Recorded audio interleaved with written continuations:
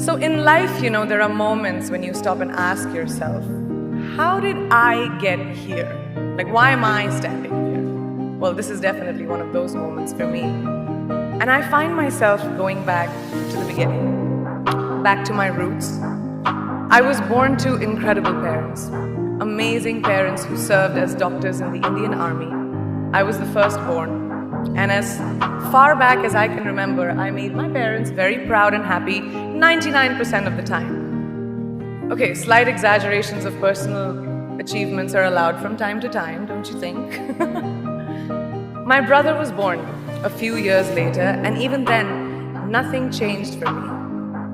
We were both given equal opportunities, and I want to emphasize this. I want to really emphasize this for you because I don't think a lot of people might understand that being equal might seem very normal. But where I come from, India, and a lot of developing countries around the world, more often than not, this is an exception.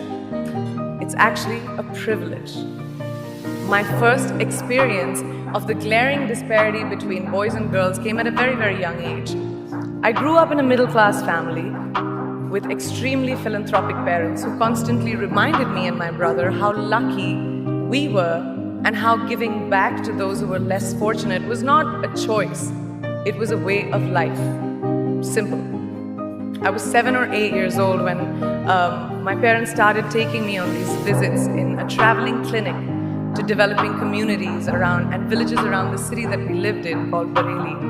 We were packed into this ambulance and my parents would provide free medical care to people who couldn't afford it. My job at the age of 8 was assistant pharmacist.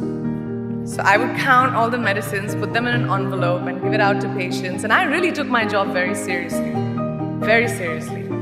But the more I went on these expeditions, the more I began to notice the simplest things that distinguished a boy from a girl or a man from a woman.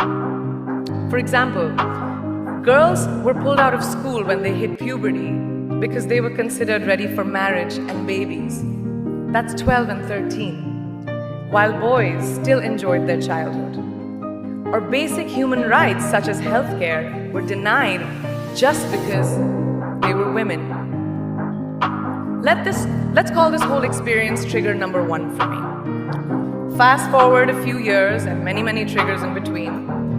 Like a producer-director, for example, early on in my career, I must have been about 18 or 19, telling me that if I didn't agree to the ridiculous terms or painfully low salary in his movie, that he would just replace me.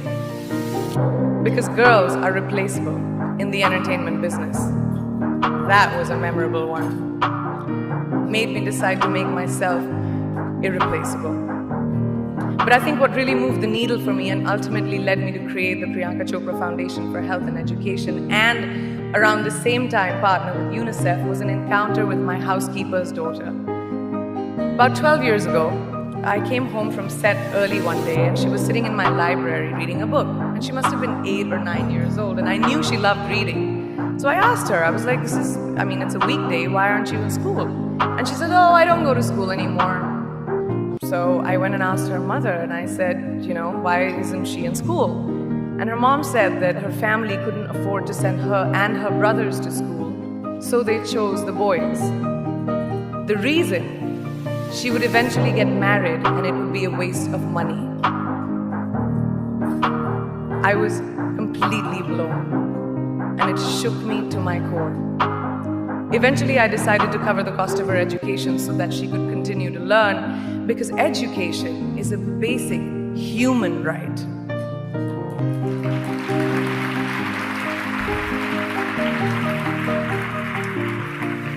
And a huge necessity, especially today. From that point on, I was determined to make a difference in as many children's lives as I could, in whatever big or small way that I could contribute. There's a really, really beautiful quote that I read recently, and I think it's absolutely appropriate to explain what I'm trying to say today.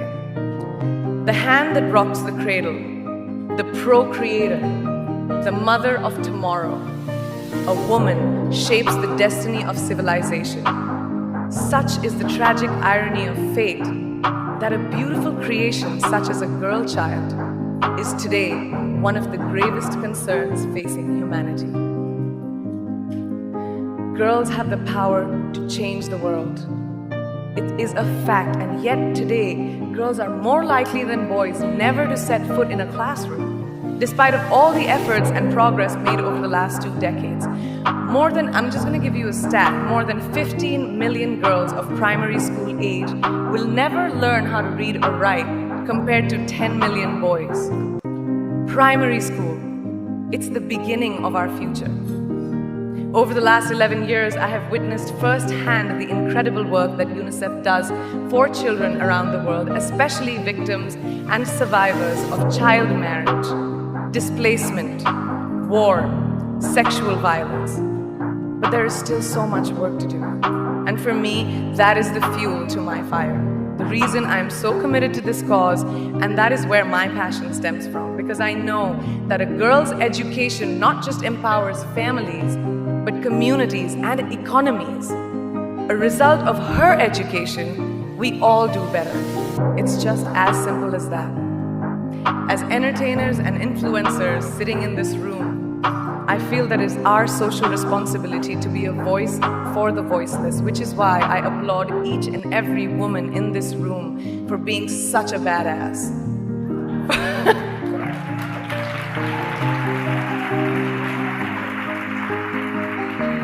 For using your platform and your voice to contribute to change, and for ensuring that there is not even one lost generation as long as we are alive.